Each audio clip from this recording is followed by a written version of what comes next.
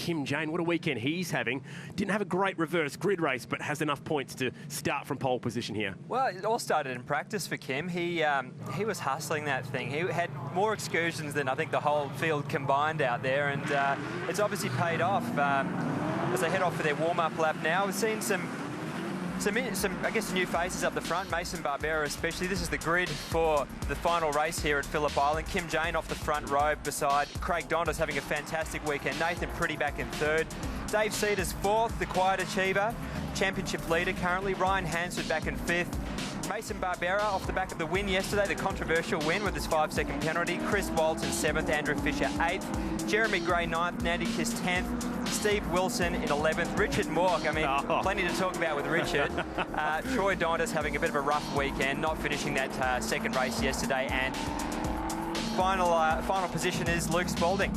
Yeah, that was an unusual start to yesterday's race with car 44. Here he is on camera. And I believe you spoke to him. What was the story? What was the story with his jump start? It wasn't no ordinary jump start. He had 6 seconds on the whole field. He went when the siren went. The 5-second board went up and he took off. And the reason was, it's not his car. He didn't want to damage it. So he thought, I'll just go when everyone pulls up. In this grid, you know, looking at the history of this field, it's probably not a bad decision. Saying that, he got a black flag drive-through penalty for it, but hey, points for trying.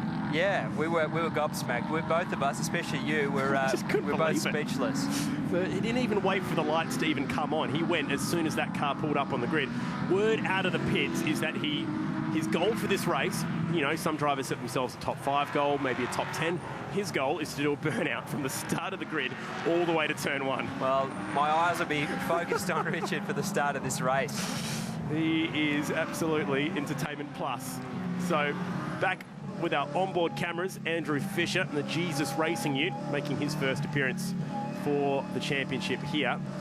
Hey, he always gives us a thumbs up when he's on camera. And he's going to stick around in Melbourne for a couple of days. He lives near Wollongong, but he's going to stick around and do a couple of speeches at schools and jails, which is part of his Life Choices program. Kim Jane carrying our second onboard camera for Bob Jane T-Marts, and he is having a weekend to remember. Now, Carl hasn't won a round since Perth 2012. So there's a lot to play for here for Kimbo. And then there's this guy, Craig Dontas, also having a good weekend. He's just on fire at the moment, Craig. He had a great weekend at Simmons Plains and having another ripper weekend down here at the island. Hasn't won a round ever for him, so that's what's on the line or at stake. But behind them, you've got a couple of really experienced guys, David Cedars and Nathan Pretty. David Cedars has kept a couple of good tyres for this race. I was just about to ask about that. I wonder who of these guys have actually kept their good tyres for this third race. Track conditions are a little bit different today. It's a little bit warmer. There's absolutely no chance of rain from what we can see here. It's a beautiful day down at the island, and that could affect tyre degradation too. So I'd imagine the lap times will be a little bit slower than yesterday, but same length race, 10 laps. You'll probably see them falling off a little bit quicker, a little bit sooner in this race. Okay, we roll towards the grid. Kim Jane needs to get a good start and control this race. If Dontas can beat him down to the first corner, he might be able to do enough to win this round. I reckon Dontas had the pace on him yesterday, so... He's typically a really, really good starter. I said that about Walton. It didn't work out really well at Simmons Plains, so it's the commentator's curse, as they call it. We pull up on the grid for the final race. Round number 3 of the Utes. We head to Winton for their next round, so no Perth for these guys. I'd like to see the battle between the front two and obviously championship leader and obviously Nathan Pretty there in second and third position. Third and fourth on the grid. So it'd be nice to see those guys battle it out as well. See if Richard Mork lives up to grid set. His expectations here after an interesting start yesterday. We're ready to go. Hopefully they'll all wait for the lights to go out this time. They do. And it's Kim Jane definitely with the jump over Craig Dontas. Very important that he got that start, and Cedars has a good one. He'll be to the outside of his teammate Dontas. He might even get the nod down at turn 1. He does. Oh, Dontas with a shocker. He's back to 4th. Not what he needed. Not what he needed at all. Oh, Cedars runs wide. He's off at turn 1. Gathers it back up, and Dontas gets a spot back. Barbera to the top. That's exciting. Winner of race 2. Won his first ever race yesterday. Banging panels with the Mango Credit Ute out of the Southern Loop. Did a great job of keeping it back on the track after that. I mean, you drop 4 wheels there and They're still going at it here, Carl, these two. This could really boil over down at turn 4. Cedars goes defensive. There's gravel everywhere down there. But they all managed to do a really good job of getting through there. 3 wide into Honda hairpin. It's a pretty treacherous braking zone there. Andy Kiss hassling the back of Chris Walton, who's having a hard weekend here, the Bush Ranger Ute. That engine is a little bit down on power, and Andy Kiss is really hassling him. Bit of push and shove going on this early in the race. It's always good to see. The entire right side of Andy Kiss's car has damage, every single panel. He's been in it this weekend. Kim Jane, pretty commanding lead already, only 2 sectors into this first lap. Dontas with smoke pouring out of his car here. Just wonder if he's got an issue. Might have fried his clutch off the line. Look at this. Now, we could see it pretty clearly from the outside. There's not a lot of smoke inside. Didn't look like he had any contact at the start, I don't believe, but maybe he did. We've seen a lot of issues with power steering this weekend as well. High grip level here at Phillip Island, high load corners, so yeah, he's got some issues there. Oh, he was on for a huge weekend. He was on for another podium, and this could cost him unless he can get it home from here. It's a big ask. Kim Jane, by the way, bolted 1.2 seconds. He's done a Sebastian Vettel on the first lap.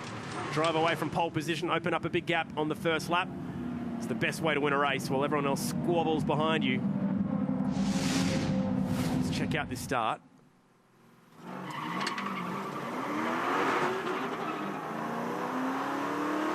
It kind of looked and sounded okay. It was a surprise that it was so slow. Yeah, no clutch slip at all there, just a slow getaway. 700 metres before that first corner, so if you're slow off the line, you can really get a bit of a belting. Gee, that was a huge slide for Cedars. That was very close to disaster. Let's just watch this from Fisher's point of view. He had a bit of a moment. See, more than a bit. He copped a bit of a shot, maybe from Hansford. It was hard to see. Hansford sliding off. How loose are these cars? They're so wild. Especially around a place like this. These long loaded corners just make it tough for these guys, as we saw in every session so far. Kim Jane controlling the pace at the front. We've had 1 win for Holden, 1 win for Ford this weekend. We've had 1 round win for Holden and 1 round win for Ford this championship. And Cedars is really busy here with a couple of Peters Motorsport forwards. He's had the quickest first sector on this lap, but he's struggling with that car a little bit, despite putting on an extra. Oh, Cedars is, Dontas is coming in. What a shame. What a shame. So race control probably not too happy with the condition of this car. And before they could even give him the meatball flag, he's decided to pit under his own steam, quite literally. Just wonder if it was power steering. We've seen a lot of power steering issues this weekend. It's not the type of circuit that you want to have power steering in an 1,800 odd kilo V8 Ute. Struggling for grip at the best of times, these cars. The grip that these have around here, I've had power steering failure before in a V8 supercar, and it's not nice. Oh, Fisher runs wide through the loop. Walton gets to the inside of him and should pick that spot up. Dontas. Pretty deflated looking Craig Dontas there on the right of the screen. He deserves a lot more than that. He was having a really good weekend and no fault of his own here. He is out. Oh, let's hope he comes back hungrier than ever at Winton in probably 4 weeks' time, something like that. Yeah, no, just over a month. Yep, so make sure you're coming out for that one. The Woodstock Wyndon Super Sprint not too far away, but Perth is next. Fisher having his great battle with Walton. A couple of Fords down at Siberia. We haven't really seen Walton in the mix all weekend. We've been wondering if he's had some power issues, and it sounds like he does. And trouble is, on a race weekend in these cars, it's quite difficult to change an engine, so he'll inevitably change it after the weekend. Especially if that engine's in Queensland. Exactly, that doesn't help. Oh, he's got the long way around. Side by side through the hay shed. Great onboards from the Utes this weekend, showing these boys hard at work. It's a very fine line there. These two have raced each other for about 4 years now and have a lot of respect, as you can tell. They've gone half a lap here side by side without touching each other. Chris Walton's got an excellent run out of MG corner there, hounding the back of Fisher. But you can see that straight line speed, even that short sprint between turn 11 and turn 12, it just gaps him. There's not much you can do in that situation. Even with a slipstream where they suggest you get 0.3 of a second, you do battle a little bit. Look at that, he's just falling away down that front straight. Cannot get close to that tailgate. So definitely an issue there for Chris Walton, the Bush Ranger ute, not its usual self. As the team for Cedars Racing have a look at the Kit and Car Care CRC car.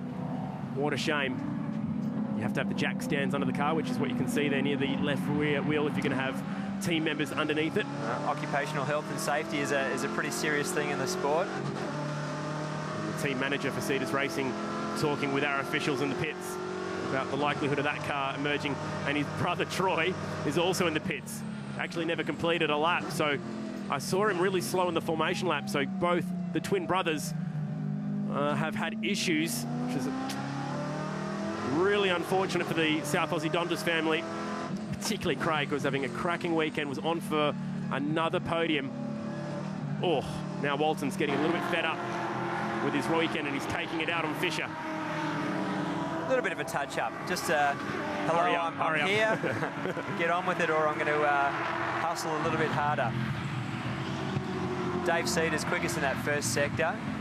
He's always been quick in that first sector, but seems to struggle a little bit through that middle sector, through the tight technical part of Phillip Island. And if you cop a DNF this championship, because of the limited numbers, as Walton nuzzles to the inside, now outside of Fisher. Oh, this will be good. Turn 11 and 12 side by side. This is not an easy thing to do. You're not going to, I don't know, he might get lucky here, but you're not going to gain anything by putting yourself out there. When he falls back in. What I was saying, if you get a DNF, all the guys at the front are getting good points every race because of the limited field size. It just kills the championship if you have a moment like that for Donis. So he's really going to struggle to get back from this. And it's not a 14 or 15 round championship like V8 Supercars, where you do have an opportunity to recover from a bad round. Whoa, Cedars. Big lock up side by side. These two had a great battle yesterday. He's not going to go the long way around one of the longest corners in Australia. Whoa, oh, that was Barbera having a moment in the background, fighting with his teammate. And Cedars couldn't pull off the dream move there.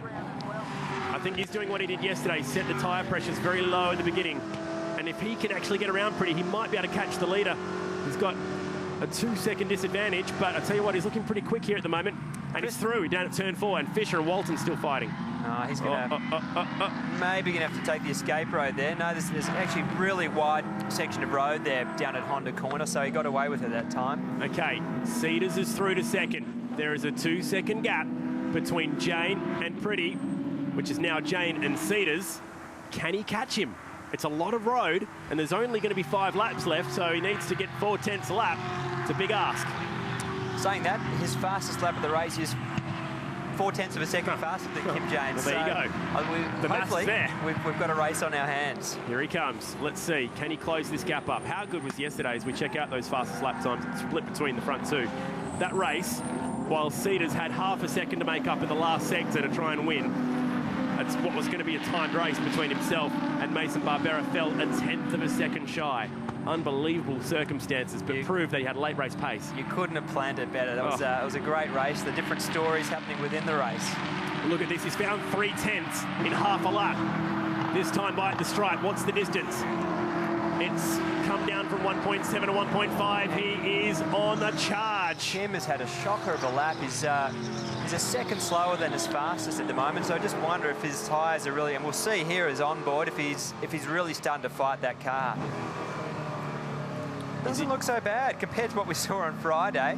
He's gone from having a lot of oversteer on Friday to what looks like maybe a little bit of understeer.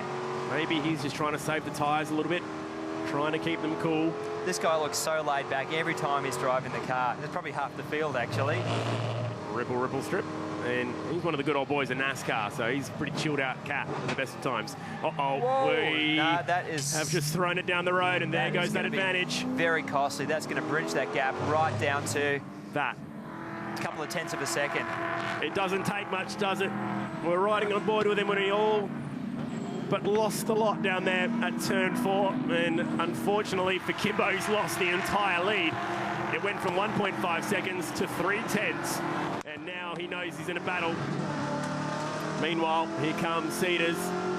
Further back, sorry, we've got Walton, the former champ, and Fisher. These guys are just at it again. Again, side by side through the hay shed. So Walton's got all the speed in the world around corners. Oh, Kim Jane. Oh, Kimbo is off. Thrown it away.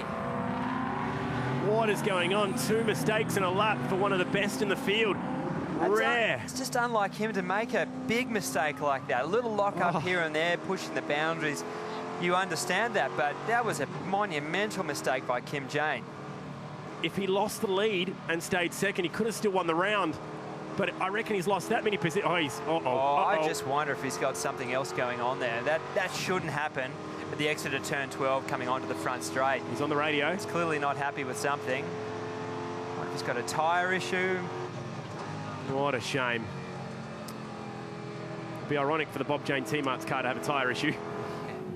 It might have just been something as simple as pressuring them that little bit higher to get that advantage early in the race. So they've just gone off the cliff. 4 laps still remaining. He's got a battle in his hands. This is getting heated. The damage to Walton's right front is getting more and more visual as he hassles the back of the Jesus Racing for Life entry. So Cedar's now the leader. He's got a second on Nathan Pretty, and he'll win the round by 2 points if it stays the same way. Oh, these guys are really using the track up. Here comes a switchback. Chatting to Gary Baxter, who's the driving standards observer for this category. We have a replay of Kim. So that's mistake number 1. Gee, good catch, but unfortunately it would get worse. You can see the Mango Credit Union in the mirrors. Talk us through this one. He's just gone on the rear locking, but it was a rear right that was causing most of the issues there. It's going to be a picture of panic here. It's common. It's really common to get rear locking because it's so steep downhill there. All the weight's on the nose of the car, but even still, that didn't seem right to me. Yeah, and then coming onto the straight off the last corner, it was even worse. So Kim is still doing enough to be on the podium. He is 5th in the race, 3rd for the round. Seedles will be 1st. Nathan Pretty will be 2nd. But there is still a bit of time for this to all play out. Cedars, who comes in to this round with the championship lead, is going to extend that championship lead here. Because Walton's not having a good round. Pretty might move up to 2nd in the points. Should do, actually, if he can finish where he is. But he's got Walton's teammate, Hansford, putting the pressure on now. Great move by Dave Cedars to put those extra tyres on for this race as well. Yeah. At first, I thought it was going to throw the balance out a little bit, but it's really come good, and he's setting some pretty fast times still. So, great strategy there by Dave Cedars. They're a real thinking team, the Cedars racing team. They really do calculate their weekend, and they've calculated this beautifully. And it's a little bit like Mark Winterbottom, I find, Cedars. This battle's still going, and finally Walton's through. But he's going to be on the wrong side of the track at turn 4, and you'll have to wait a bit longer. Round the outside. Oh, and he pinches that tyre again. There was a bit of contact there. Oh, now we're through. He's going to run him out of road. No. The fantastic nature of this circuit, the left, right kind of complexes. It's put him back on the inside. Fisher's back on the inside there. So poor Chris Walton's really struggling to get past him. He's got the pace on him. He might just be... Well, he's got the inside for the hay shed this time. He's always been on the other side of the racetrack, so he should get it. Now, finally. Got it done. Hopefully he's got enough straight line speed. Fisher will just blow straight back by him on the front straight. Exactly. That's the frustrating thing when you're down on that little bit of power. Jeremy Gray wants a part of the action. That is from a long way back.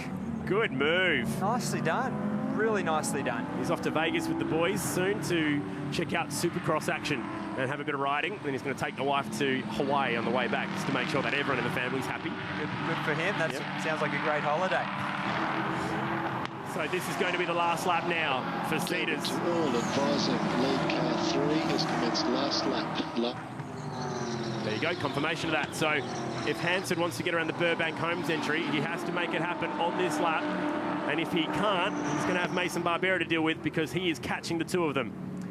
Nathan Pretty is a hard man to get past. He's been around for years and years. He's raced everything. In fact, he's won a jet sprint boat world championship. So not that that's going to help him right now unless it suddenly started raining sometime soon. But he's going to handle that pressure, and he will not make a mistake. So Hansford obviously won't give up until the very last moment, but he's also trying to defend. It's always tough when you're stuck in the middle. You're trying to attack, you're trying to defend at the same time. And Mason Barbera's got a bit of a reputation for being quite aggressive out there.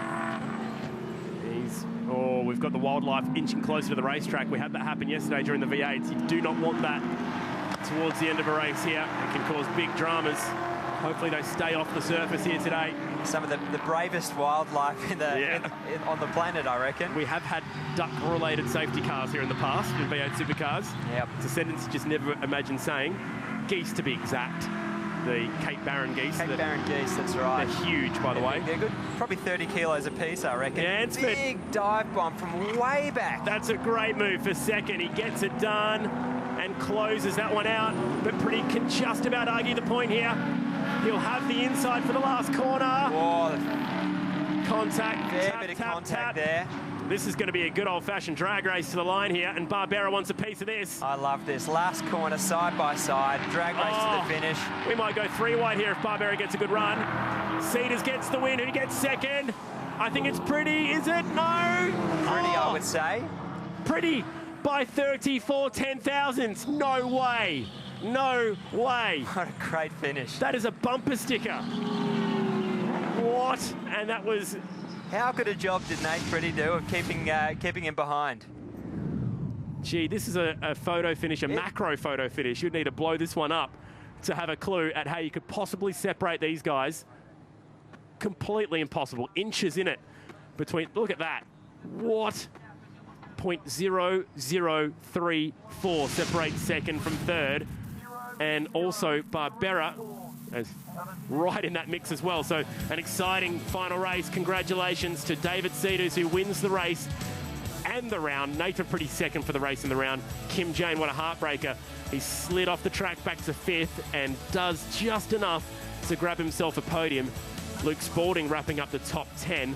And Dantas, that just hurt to watch. He was on for a clear podium this weekend.